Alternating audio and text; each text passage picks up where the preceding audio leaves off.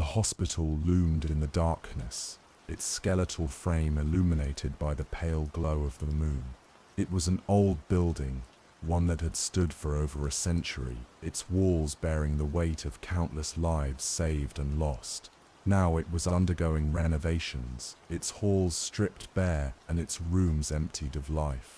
I had taken the night shift security job out of necessity, a temporary gig to pay the bills while I figured out my next move. The pay was decent, and the job seemed easy enough. Patrol the halls, make sure no one broke in, and keep an eye on the construction site. But as the nights wore on, I began to realize that the hospital was far from empty. The first few nights were uneventful. I walked the halls, my flashlight cutting through the darkness, illuminating the peeling wallpaper and the remnants of what once was. The air was heavy, almost oppressive, and I couldn't shake the feeling that I was being watched. I told myself it was just my imagination, the isolation playing tricks on my mind.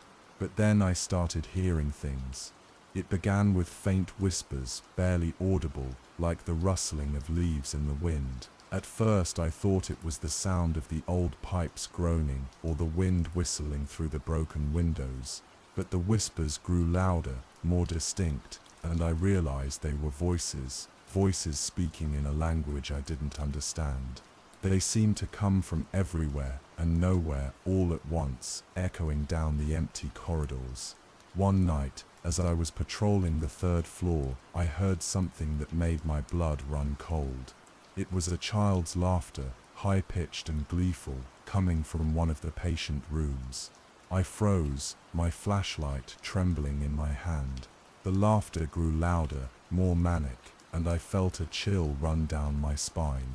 I approached the room cautiously, my heart pounding in my chest. The door was slightly ajar, and I pushed it open, my flashlight beam sweeping across the interior. The room was empty, save for an old rocking chair in the corner.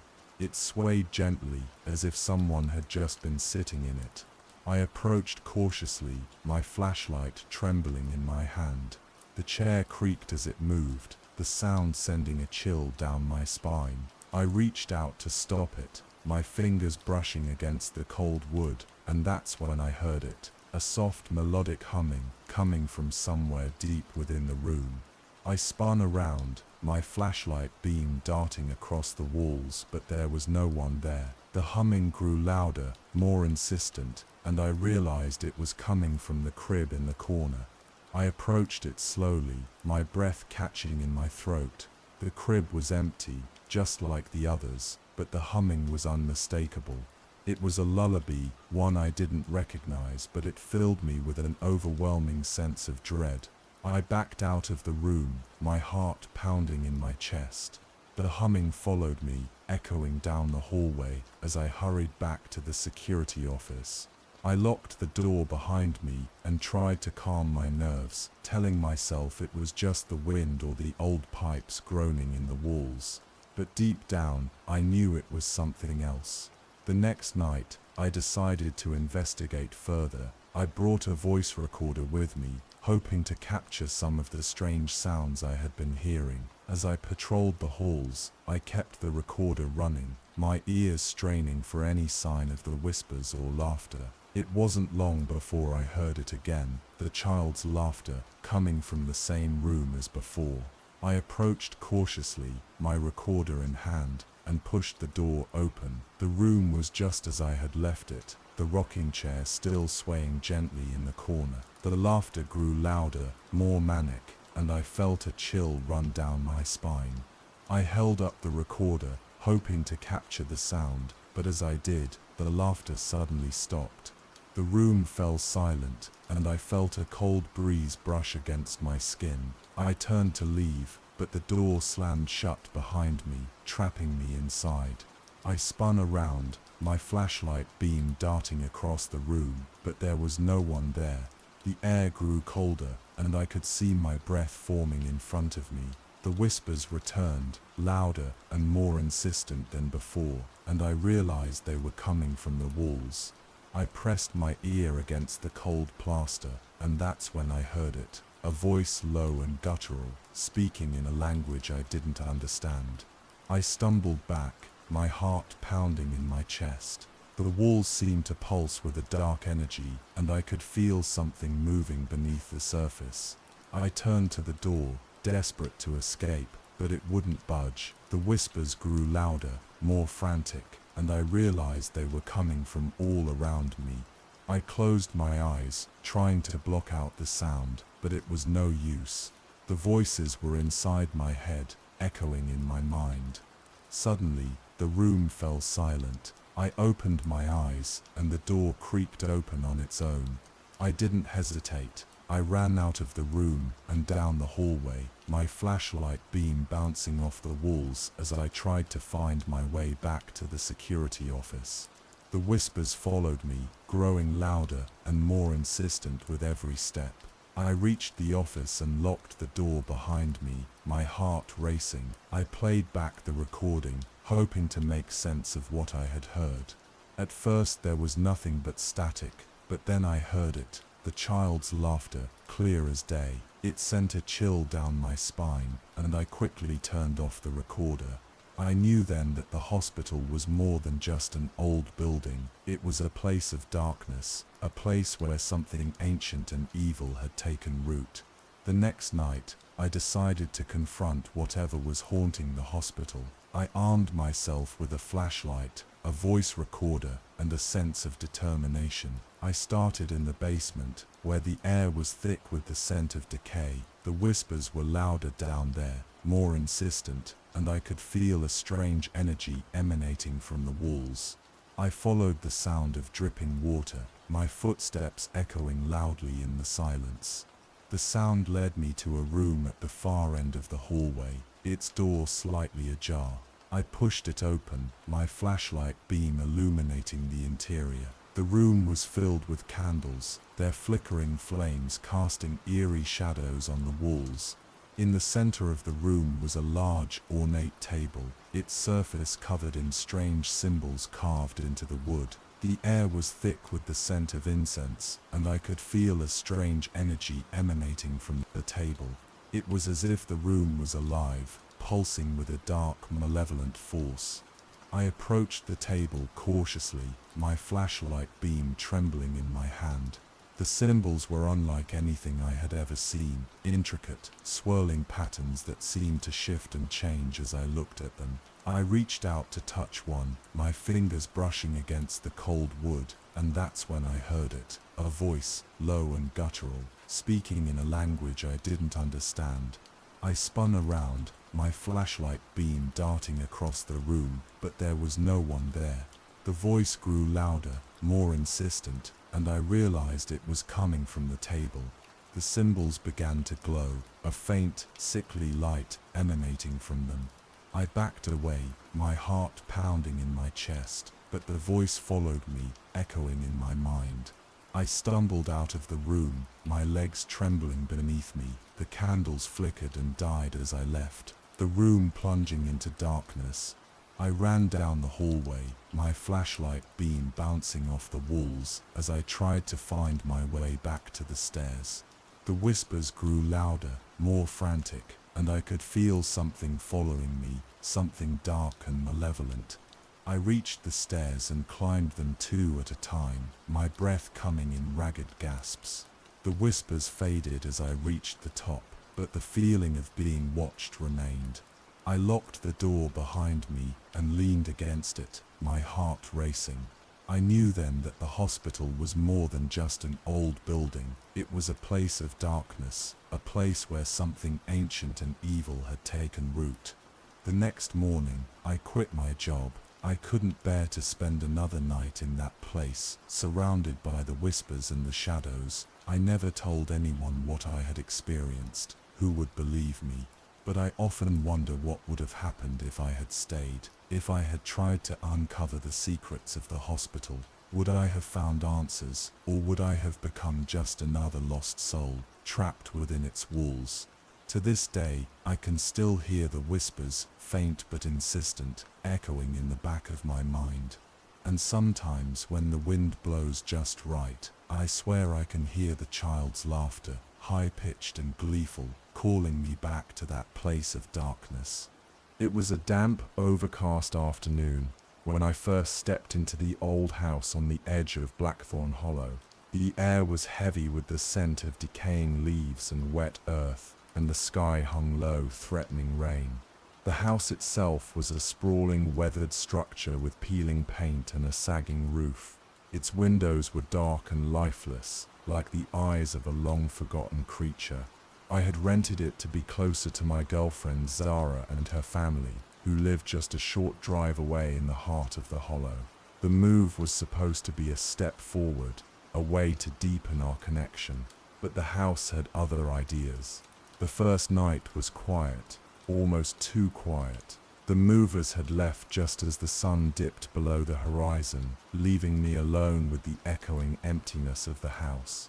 I spent the evening unpacking boxes, trying to make the place feel like home.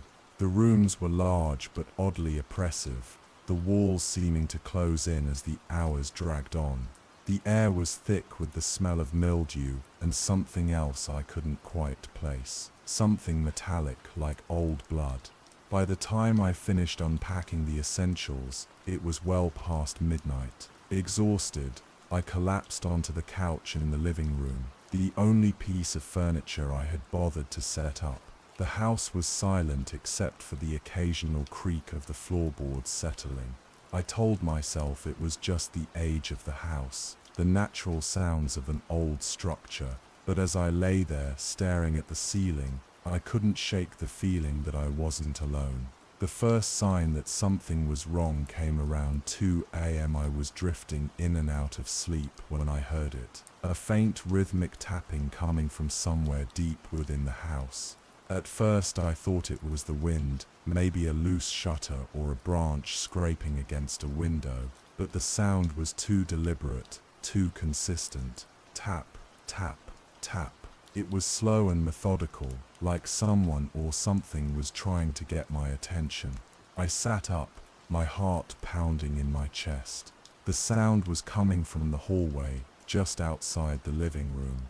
I grabbed my phone, using its dim light to navigate the darkness. The tapping grew louder as I approached the hallway, each step sending a jolt of fear through my body. When I reached the doorway, the sound stopped abruptly. The silence was deafening. I stood there for what felt like an eternity, straining to hear anything. Just as I was about to turn back, the tapping started again, this time from the far end of the hallway. My breath caught in my throat as I followed the sound, my footsteps echoing on the hardwood floor. The hallway seemed to stretch on forever, the walls closing in around me. The tapping led me to a door I hadn't noticed before. A narrow, almost hidden door tucked into the corner. The door was slightly ajar, and a cold draft seeped through the crack. I hesitated, my hand hovering over the doorknob. The tapping had stopped, but I could feel something on the other side, something waiting. I pushed the door open slowly, the hinges creaking in protest. The room beyond was small and dark, the air thick with the smell of damp earth. My phone's light barely penetrated the shadows, but I could make out the shape of an old rusted sink and a cracked mirror hanging on the wall. And then I saw it. In the corner of the room, barely visible in the dim light, was a figure. It was hunched over, its back to me, and its movements were slow and deliberate. My blood ran cold as I realized what it was doing. It was tapping on the wall with its long bony fingers. Tap, tap, tap. The sound echoed in the small room, each tap sending a wave of dread through me. I wanted to run, to scream, but I was frozen in place. The figure turned its head slowly, and I caught a glimpse of its face, or what was left of it. Its skin was pale and cracked, like old parchment, and its eyes were hollow, empty sockets. It smiled, revealing a mouth full of jagged yellow teeth. And then it spoke, its voice a low, guttural whisper. "You shouldn't have come here." I stumbled backward, tripping over my own feet as I scrambled out of the room. I slammed the door shut behind me, my hands trembling as I fumbled with the lock. The tapping started again, louder this time, more insistent. I ran back to the living room, my heart racing, and grabbed my keys. I didn't care that it was the middle of the night. I had to get out of there. I drove to Zara's house, my hands gripping the steering wheel so tightly, my knuckles turned white. When I arrived, she was waiting for me on the porch, her face pale with worry. I told her everything, my words tumbling out in a frantic rush. She listened quietly, her expression unreadable. When I finished, she took my hand and led me inside. "You're safe now," she said, her voice soft but firm. "But you can't go back there, not ever." I wanted to argue, to tell her that I had no choice, that I had signed a lease, but the look in her eyes stopped me. There was something she wasn't telling me, something about the house, about Blackthorn Hollow. And as I sat there, surrounded by the warmth and safety of her home, I realized that I didn't want to know the truth. Not yet. But the house wasn't done with me. Over the next few days, strange things began to happen. I would wake up in the middle of the night to the sound of tapping, only to find nothing there. Objects would move on their own, disappearing and reappearing in places I had already searched. And then there were the dreams, vivid, terrifying dreams of the figure in the hidden room, its hollow eyes staring into mine, its voice whispering words I couldn't understand. I tried to ignore it, to convince myself that it was all in my head. But deep down, I knew the truth. The house was alive, and it had chosen me. Whatever was in that hidden room, whatever had been tapping on the walls, it wasn't going to let me go, not without a fight. And so, one night, I found myself standing in front of the house again, the keys trembling in my hand. The air was thick with the scent of rain, and the sky was dark and heavy. I took a deep breath and stepped inside, the door creaking shut behind me. The tapping started almost immediately, louder and more insistent than ever. I followed the sound, my heart pounding in my chest, until I reached the hidden door. This time, I didn't hesitate. I pushed the door open and stepped inside, the cold air wrapping around me like a shroud. The figure was there, just as I had left it, its bony fingers tapping on the wall. It turned to face me, its hollow eyes staring into mine, and then it spoke, its voice a low, guttural whisper, "Welcome home." I woke up screaming, drenched in sweat, the sound of tapping still echoing in my ears. Zara was there, her arms wrapped around me, her voice soft and soothing. But I knew it wasn't over. The house had claimed me, and there was no escaping it. Not now, not ever. And so I returned to the house, night after night, drawn by some unseen force. The tapping became a constant presence, a reminder that I was never alone. And as the days turned into weeks, I began to understand the truth. The house wasn't just alive, it was hungry, and it had chosen me as its next meal. But I wasn't going down without a fight. I would uncover the secrets of Blackthorn Hollow, no matter the cost. And if that meant facing the figure in the hidden room, so be it. I was ready, or at least, I thought I was. But the house had other plans, and as I soon discovered, some doors are better left unopened. It was supposed to be a simple road trip, just me, my car, and the open road. I had planned to drive through the dense jungles of South America, a route I had mapped out meticulously.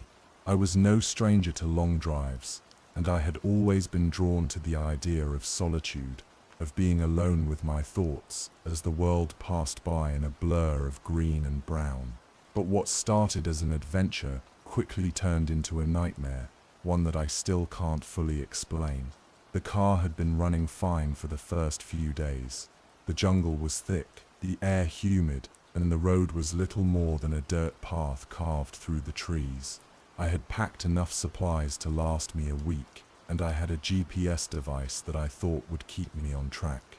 But on the third day, as the sun was beginning to set, the engine sputtered and died. I tried to restart it, but the car wouldn't budge.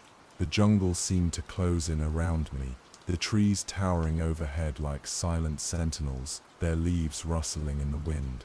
I was stranded. At first I wasn't too worried. I had food, water, and a tent. I figured I could wait it out until morning and then try to fix the car or walk back to the nearest town. But as the hours passed, the jungle seemed to come alive in ways I hadn't expected. The sounds of birds and insects were replaced by something else, something deeper, more guttural.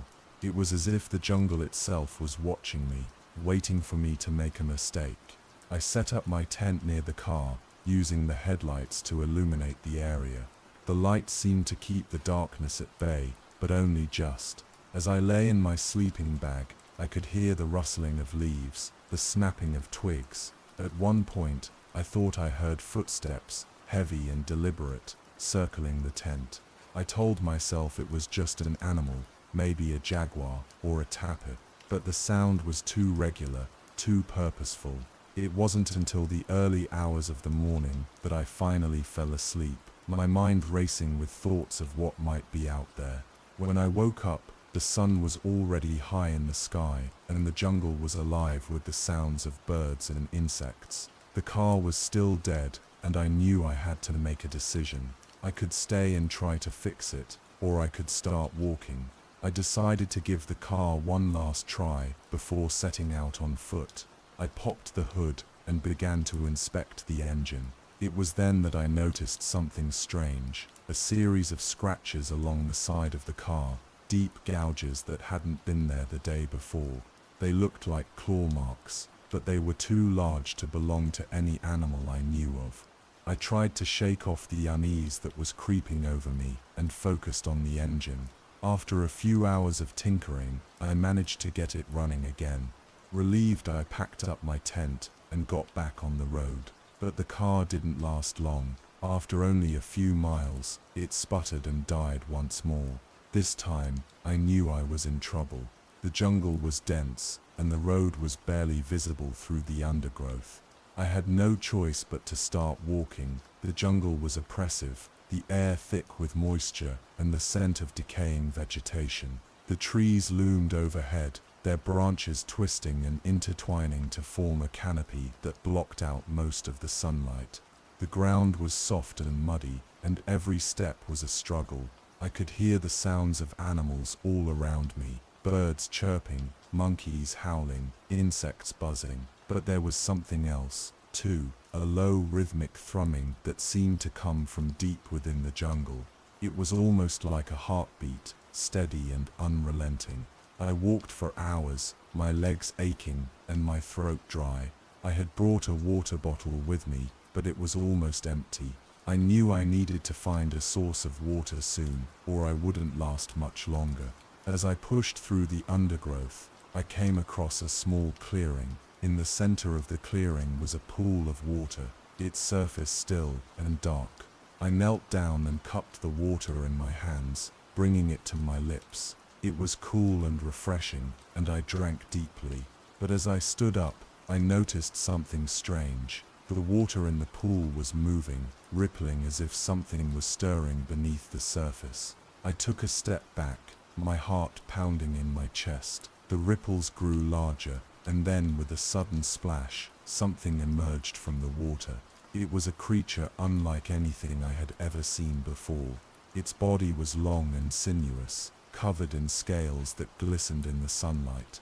Its eyes were large and black, and its mouth was filled with rows of sharp needle-like teeth. It slithered out of the water and onto the bank, its body coiling and uncoiling as it moved. I froze, my mind racing. I had no weapon, no way to defend myself. The creature seemed to sense my fear, and it began to move toward me, its body undulating with a strange hypnotic grace. I took a step back, and then another, my eyes never leaving the creature. It was then that I noticed something else. The thrumming sound I had heard earlier was growing louder, more intense. It was coming from the creature, vibrating through the air like a drumbeat. I turned and ran, my legs pumping as I pushed through the undergrowth. The creature was fast, its body moving with a speed that belied its size. I could hear it behind me, the sound of its scales scraping against the ground as it pursued me.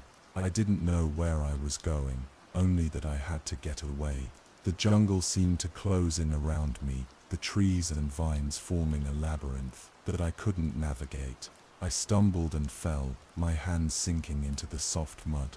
I scrambled to my feet, but the creature was already upon me. Its body wrapped around me, constricting my chest and squeezing the air from my lungs. I struggled, but it was no use. The creature's grip was too strong. I could feel its breath on my face, hot and fetid. Its eyes bore into mine, and I felt a strange sense of calm wash over me. The thrumming sound grew louder, filling my ears and my mind. It was as if the creature was speaking to me, its voice a low, resonant hum that echoed through my very being. And then, just as suddenly as it had attacked, the creature released me. It slithered back into the pool, its body disappearing beneath the surface with a final splash. I lay there gasping for air, my mind reeling. I didn't know what had just happened, only that I had been spared. I got to my feet and stumbled away from the clearing, my legs shaking with every step. I walked for what felt like hours, my mind numb with fear and exhaustion. The jungle seemed endless, a sea of green that stretched on forever. But then, just as I was about to give up hope, I saw something, a break in the trees, a glimpse of sunlight. I pushed through the undergrowth and emerged into a small village. The people there were kind, offering me food and water. They spoke a language I didn't understand, but their gestures were clear enough. They led me to a small hut and told me to rest. I stayed in the village for a few days, recovering from my ordeal. The villagers were curious about me, but they didn't ask too many questions. They seemed to understand that I had been through something traumatic, and they gave me the space I needed to heal. When I was ready to leave, they pointed me in the direction of the nearest town, and I set off once more. The journey back was uneventful, but I couldn't shake the feeling that I was being watched. The jungle seemed different now, more alive, more aware. I could still hear the thrumming sound, faint but persistent, like a distant drumbeat. It followed me all the way back to civilization, and it haunts me still. I don't know what that creature was, or why it spared me, but I do know that the jungle is a place of mystery and danger, a place where the line between reality and nightmare is blurred, and I know that I will never venture into its depths again. As I made my way back to civilization, I couldn't shake the feeling that I was being followed. The jungle seemed to close in around me, the trees and vines forming a labyrinth that I couldn't navigate. I could hear the sounds of animals all around me, birds chirping, monkeys howling, insects buzzing, but there was something else too, a low rhythmic thrumming that seemed to come from deep within the jungle. It was almost like a heartbeat, steady and unrelenting. I walked for hours, my legs aching and my throat dry. I had brought a water bottle with me, but it was almost empty. I knew I needed to find a source of water soon, or I wouldn't last much longer. As I pushed through the undergrowth, I came across a small clearing. In the center of the clearing was a pool of water, its surface still and dark. I knelt down and cupped the water in my hands, bringing it to my lips. It was cool and refreshing, and I drank deeply. But as I stood up, I noticed something strange. The water in the pool was moving, rippling as if something was stirring beneath the surface. I took a step back, my heart pounding in my chest. The ripples grew larger, and then with a sudden splash, something emerged from the water. It was a creature unlike anything I had ever seen before. Its body was long and sinuous, covered in scales that glistened in the sunlight. Its eyes were large and black, and its mouth was filled with rows of sharp, needle-like teeth. It slithered out of the water and onto the bank, its body coiling and uncoiling as it moved. I froze, my mind racing. I had no weapon, no way to defend myself. The creature seemed to sense my fear, and it began to move toward me, its body undulating with a strange hypnotic grace. I took a step back, and then another, my eyes never leaving the creature. It was then that I noticed something else. The thrumming sound I had heard earlier was growing louder, more intense. It was coming from the creature, vibrating through the air like a drumbeat. I turned and ran, my legs pumping as I pushed through the undergrowth. The creature was fast, its body moving with a speed that belied its size. I could hear it behind me, the sound of its scales scraping against the ground as it pursued me. I didn't know where I was going, only that I had to get away. The jungle seemed to close in around me, the trees and vines forming a labyrinth that I couldn't navigate. I stumbled and fell, my hands sinking into the soft mud. I scrambled to my feet, but the creature was already upon me, its body wrapped around me, constricting my chest and squeezing the air from my lungs. I struggled, but it was no use. The creature's grip was too strong. I could feel its breath on my face, hot and fetid. Its eyes bore into mine, and I felt a strange sense of calm wash over me. The thrumming sound grew louder, filling my ears and my mind. It was as if the creature was speaking to me, its voice a low, resonant hum that echoed through my very being. And then, just as suddenly as it had attacked, the creature released me. It slithered back into the pool, its body disappearing beneath the surface with a final splash. I lay there, gasping for air, my mind reeling. I didn't know what had just happened, only that I had been spared. I got to my feet and stumbled away from the clearing, my legs shaking with every step. I walked for what felt like hours, my mind numb with fear and exhaustion. The jungle seemed endless, a sea of green that stretched on forever. But then, just as I was about to give up hope, I saw something, a break in the trees, a glimpse of sunlight. I pushed through the undergrowth and emerged into a small village. The people there were kind, offering me food and water. They spoke a language I didn't understand, but their gestures were clear enough.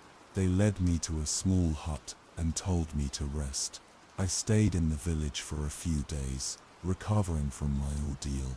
The villagers were curious about me, but they didn't ask too many questions. They seemed to understand that I had been through something traumatic, and they gave me the space I needed to heal. When I was ready to leave, they pointed me in the direction of the nearest town, and I set off once more.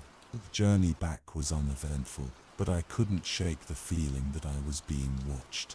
The jungle seemed different now, more alive, more aware. I could still hear the thrumming sound, faint but persistent, like a distant drum beat. It followed me all the way back to civilization, and it haunts me still. I don't know what that creature was, or why it spared me, but I do know that the jungle is a place of mystery and danger, a place where the line between reality and nightmare is blurred, and I know that I will never venture into its depths again. It was the first day of the new school year, and the air was thick with the usual mix of excitement and dread. The hallways buzzed with chatter as students caught up after the summer break, their voices echoing off the lockers and tile floors. But there was something different this year, something that no one could quite put their finger on. It wasn't until the morning assembly that we realized what it was. The principal, Mr. Grayson, stood at the podium, his usual stern expression softened by a hint of curiosity. "Good morning, students," he began, his voice carrying over the murmurs of the crowd. "I'd like to take a moment to introduce a new member of our faculty. Please welcome Mr. Alaric Voss, who will be joining us as the new history teacher." The room fell silent as a tall, gaunt man stepped forward. He was dressed in a dark suit that seemed to swallow the light around him, his pale skin almost translucent under the fluorescent lights. His hair was jet black, slicked back tightly against his scalp, and his eyes, deep, hollow, and unnervingly still, scanned the room as if he were looking for something or someone. "Thank you, Mr. Grayson," Mr. Voss said, his voice low and smooth, like the sound of distant thunder. "I look forward to getting to know each and every one of you. History, after all, is not just about the past. It's about understanding the forces that shape our present and our future." There was something about the way he said it that sent a chill down my spine. The room remained silent as he stepped back, his lips curling into a faint, almost imperceptible smile. The assembly continued, but I couldn't shake the feeling that something was off about Mr. Voss, and I wasn't the only one. The first incident happened just a few days later. It was small, almost unnoticeable at first. A student named Emily Carter, a quiet girl who always sat at the back of the class, suddenly stopped coming to school. At first, no one thought much of it. Kids get sick, or maybe she'd moved away. But then her best friend Sarah started acting strange. Sarah had always been outgoing, the kind of person who could light up a room with her laughter. But now she was withdrawn, her eyes darting around as if she were constantly on edge. When I asked her about Emily, she just shook her head and muttered something about not wanting to talk about it. Then one afternoon, I saw her talking to Mr. Voss after class. She was standing in the doorway of his classroom, her hands trembling as she clutched her books to her chest. Mr. Voss was leaning against the doorframe, his expression unreadable as he listened to her.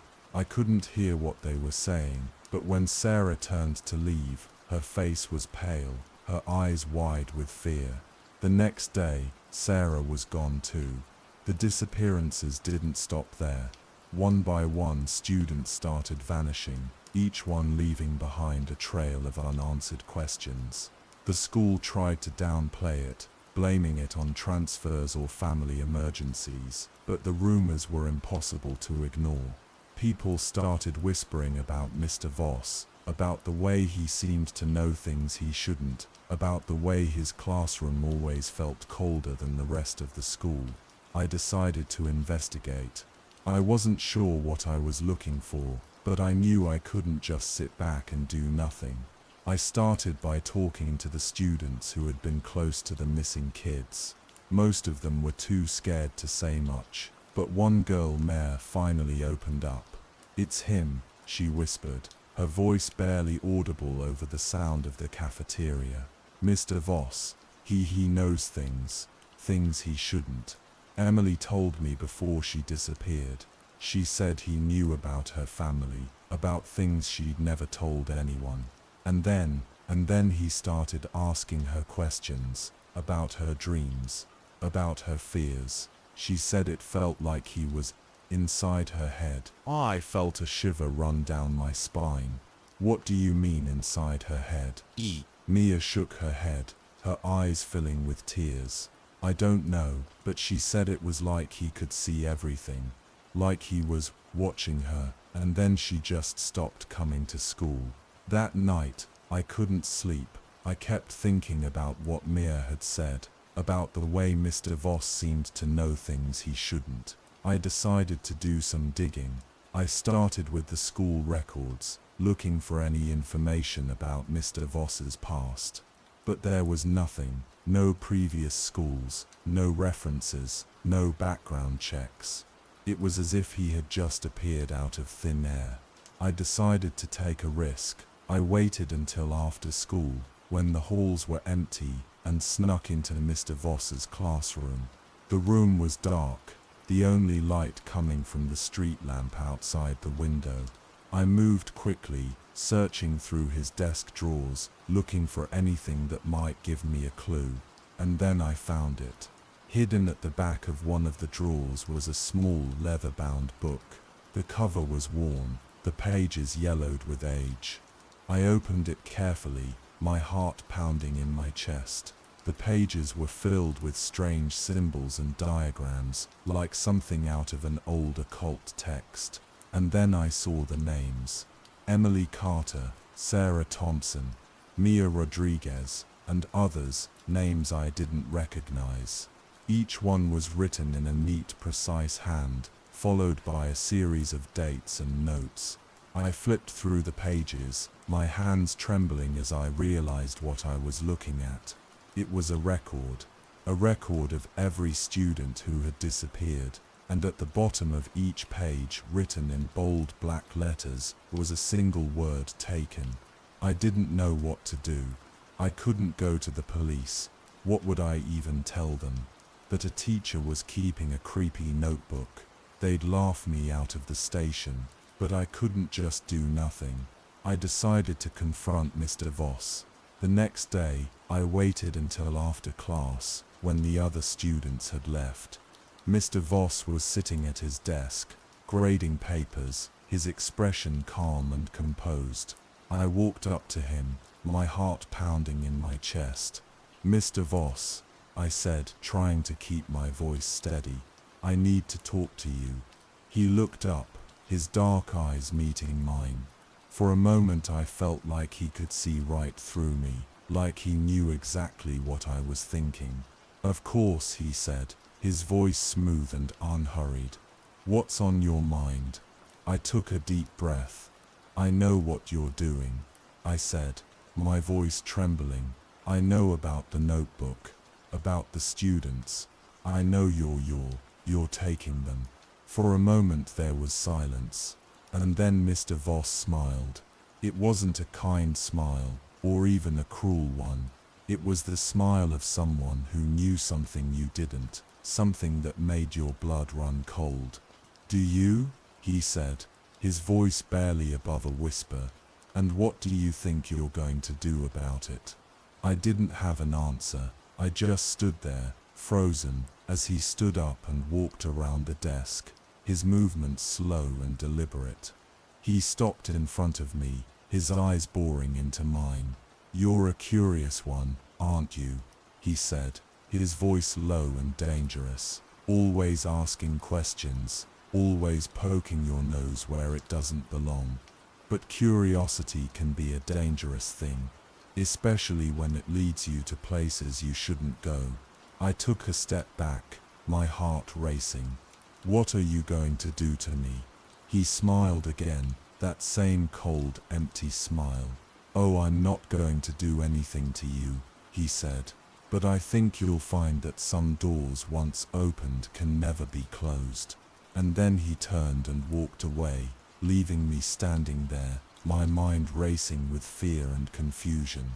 That night, I had the first dream. I was standing in a dark, empty room, the walls lined with shelves filled with jars. Each jar contained something: a hand, an eye, a heart floating in a clear, viscous liquid. And then I saw them, the students. Emily, Sarah, Mia. They were standing in the center of the room, their eyes blank, their faces pale and lifeless. And then I woke up, drenched in sweat, my heart pounding in my chest. The dreams didn't stop. Every night, I found myself back in that room, surrounded by those jars, those faces. And every night, Mr. Voss was there, watching me, his eyes filled with a cold, calculating hunger. I tried to tell myself it was just a dream, that it didn't mean anything. But deep down, I knew the truth. Mr. Voss wasn't just a teacher, he was something else.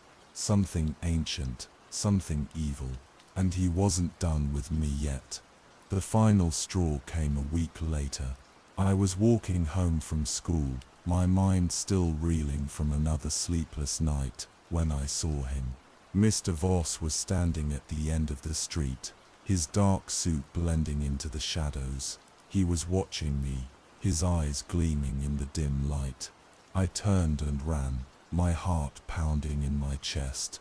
I didn't stop until I reached my house, slamming the door behind me and locking it tight.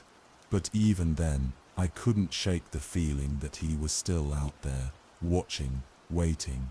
That night, I had the worst dream yet. I was back in the room, but this time, I wasn't alone. Mr. Voss was there, standing in front of me, his face twisted into a grotesque smile. And then he reached out, his hand cold and clammy as it closed around my wrist. "You can't run forever," he whispered, his voice echoing in the darkness. "You'll join them soon enough." I woke up screaming, my sheets tangled around me, my body drenched in sweat. But this time, something was different. This time, I wasn't alone. Standing at the foot of my bed, his dark eyes gleaming in the moonlight, was Mr. Voss. I don't remember much after that, just flashes, his cold hands on my skin, his voice whispering in my ear, the feeling of being pulled, dragged into the darkness. And then, nothing. When I woke up, I was in the hospital. My parents were there, their faces pale and drawn. They told me I'd been found unconscious in my room, my body covered in strange marks. The doctors couldn't explain it, but they said I was lucky to be alive. I didn't feel lucky. I felt empty, like something had been taken from me, something I would never get back. And then I saw the news. Mr. Voss was gone. The school said he'd resigned, but no one knew where he'd gone. The police were investigating, but they didn't have any leads. But I knew the truth.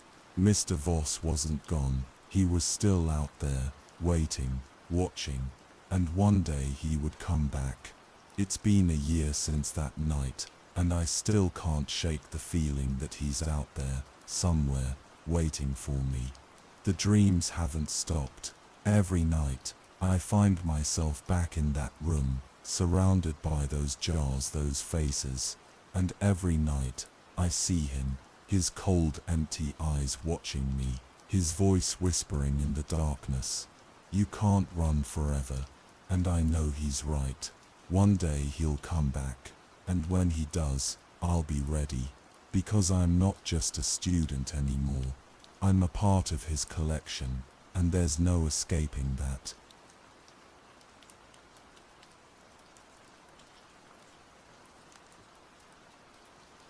The village of Black Hollow was nestled deep within the dense, ancient woods of the northern countryside. It was a place where time seemed to stand still, where the trees whispered secrets to those who dared to listen, and where the shadows held more than just the absence of light. The villagers were a tight-knit group, wary of outsiders and steeped in traditions that had been passed down for generations. They spoke of the forest with reverence and fear, for they knew that the woods were alive, and they were not always kind. It was late autumn when I arrived in Black Hollow, the air crisp and filled with the scent of decaying leaves. I had come to the village on a whim, drawn by stories of its eerie beauty and the promise of solitude. I was a writer, seeking inspiration for my next novel, and something about the village called to me.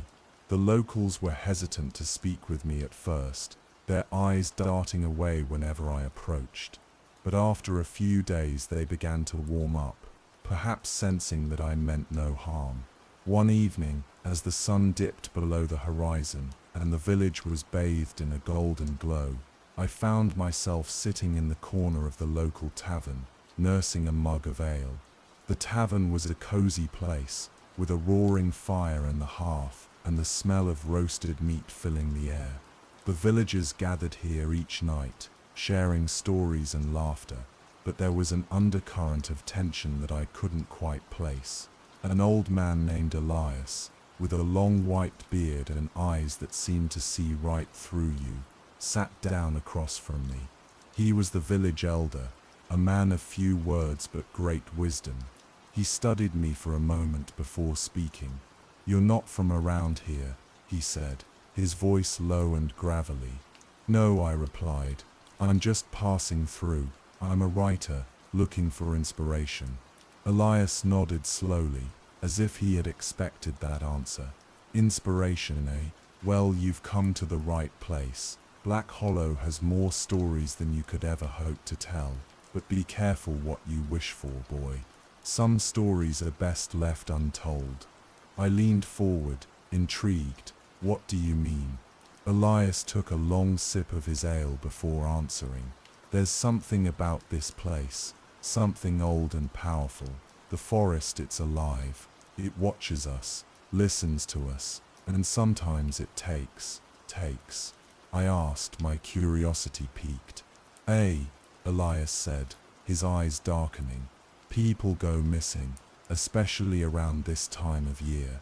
They wander too far into the woods, and they never come back. Some say the forest claims them, others say it's something worse. But one thing's for sure, if you hear the whispers, you'd best not follow them. I shivered, despite the warmth of the fire. What kind of whispers? Elias leaned in closer, his voice dropping to a whisper. They say the forest speaks to you, calls your name. It sounds like someone you know, someone you love. But it's a trick, a lure. If you follow it, you'll be lost forever. I nodded, trying to shake off the unease that had settled over me.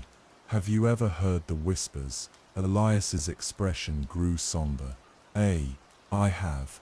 Many years ago, when I was a young man, I was out hunting, tracking a deer deep into the woods. I heard my mother's voice, calling my name. I knew she was dead, had been for years, but it sounded so real. I almost followed it, but something stopped me. A feeling deep in my gut that something wasn't right. I turned back, and I've never gone that far into the woods since. I sat back, processing his words. The idea of a forest that could mimic the voices of loved ones was both fascinating and terrifying. I wanted to know more, but Elias seemed reluctant to continue. He finished his ale and stood up, placing a hand on my shoulder. Be careful, boy, he said. The forest is not to be trifled with. If you value your life, you'll stay close to the village. With that, he left, leaving me alone with my thoughts. I couldn't shake the feeling that there was more to Black Hollow than met the eye. The villagers' unease, the way they spoke of the forest with such reverence and fear, it all pointed to something deeper, something darker. The next morning, I decided to explore the village and its surroundings.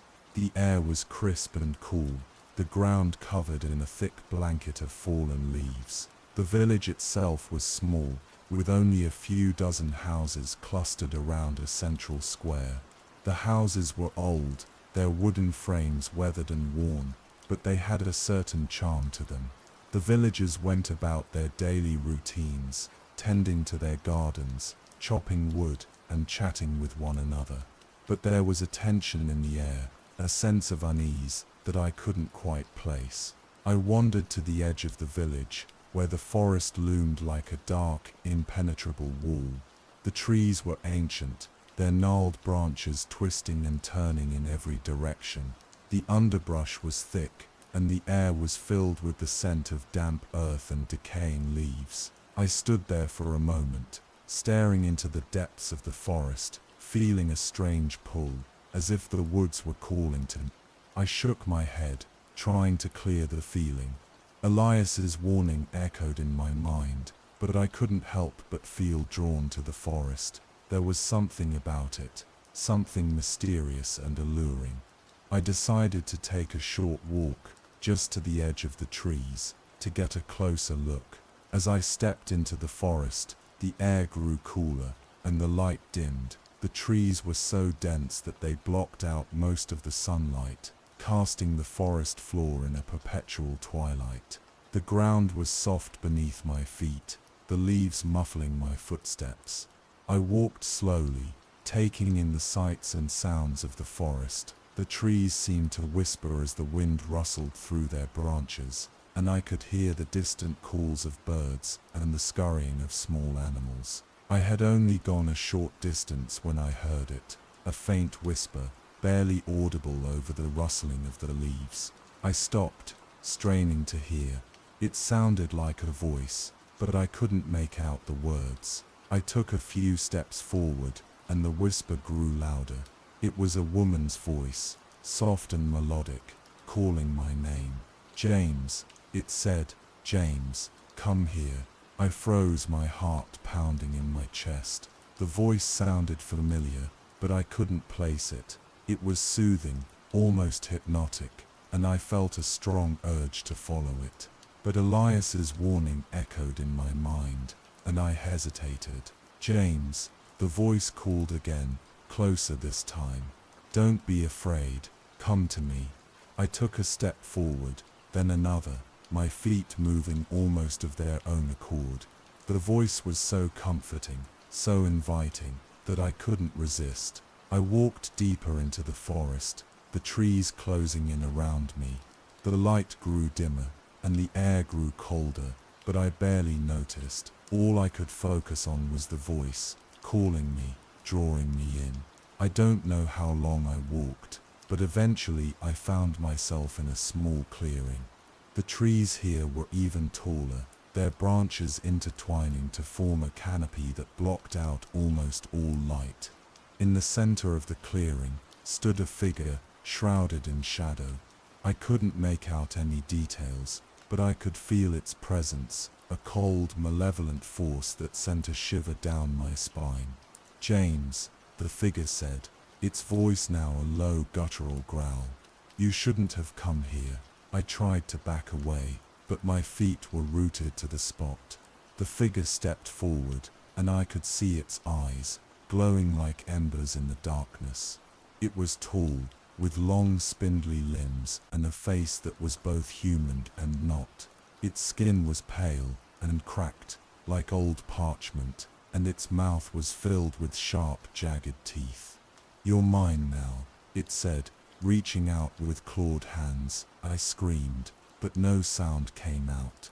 The creature lunged at me, and I closed my eyes, bracing for the impact, but it never came. When I opened my eyes, I was back at the edge of the forest, the village just a short distance away. My heart was racing, and I was drenched in sweat. I looked around, but there was no sign of the creature or the clearing. I stumbled back to the village, my mind reeling. I didn't know what had just happened, but I knew one thing for certain: I would never venture into the forest again. The villagers were gathered in the square when I returned, their faces filled with concern. Elias was among them, and he approached me with a grim expression. "You went into the forest, didn't you?" he asked. I nodded, still too shaken to speak. Elias sighed, placing a hand on my shoulder. "You're lucky to be alive, boy. The forest doesn't take kindly to outsiders. You'd best stay close to the village from now on." I nodded again, still unable to find my voice. The villagers exchanged worried glances, and I could feel their fear and unease. They knew something I didn't, something they weren't willing to share. That night, I lay in bed, unable to sleep. The events of the day played over and over in my mind, and I couldn't shake the feeling that I had narrowly escaped something terrible. The forest was alive, just as Elias had said, and it was far more dangerous than I had ever imagined. As I lay there staring at the ceiling, I heard it again, the whisper. It was faint, barely audible, but it was there. My name called in that same soft melodic voice. I sat up, my heart pounding, and looked around the room. There was no one there, but the voice persisted. "James," it said, "come back to me." I covered my ears, trying to block out the sound, but it was no use. The voice was inside my head, calling to me, drawing me in. I knew I shouldn't listen, knew I should stay in the safety of the village, but the pull was too strong. I got out of bed and dressed quickly, my hands trembling as I pulled on my boots. I grabbed a lantern and slipped out of the house, the cold night air biting at my skin. The village was silent, the streets empty, and the only sound was the crunch of my footsteps on the frost-covered ground. I made my way to the edge of the forest, the lantern casting flickering shadows on the trees. The whisper grew louder as I approached, and I could feel the forest's presence, a dark, oppressive force that seemed to press in on me from all sides. "James," the voice said. "You're almost here. Come to me." I stepped into the forest, the trees closing in around me. The lantern's light seemed feeble against the darkness, and I could feel the forest's eyes on me, watching, waiting. I walked deeper, following the voice, until I found myself in the same clearing as before. The figure was there, waiting for me. Its eyes glowed in darkness, and its mouth twisted into a cruel smile. "You came back," it said, its voice a low, guttural growl. "I knew you would." I tried to back away, but my feet were rooted to the spot. The creature stepped forward, its clawed hands reaching out for me. I closed my eyes, bracing for the impact, but once again, it never came. When I opened my eyes, I was back in the village, standing in the square. The lantern was gone, and the villagers were gathered around me, their faces filled with fear and concern. Elias stepped forward, his expression grim. "You went back," he said, his voice heavy with disappointment. I nodded, unable to speak. The villagers exchanged worried glances, and I could feel their fear and unease. They knew something I didn't, something they weren't willing to share. Elias placed a hand on my shoulder, his grip firm. "You've been marked, boy. The forest has claimed you. There's no escaping it now." I looked at him, my heart pounding. "What do you mean?" Elias sighed, his eyes filled with sorrow. "The forest doesn't let go of those it claims.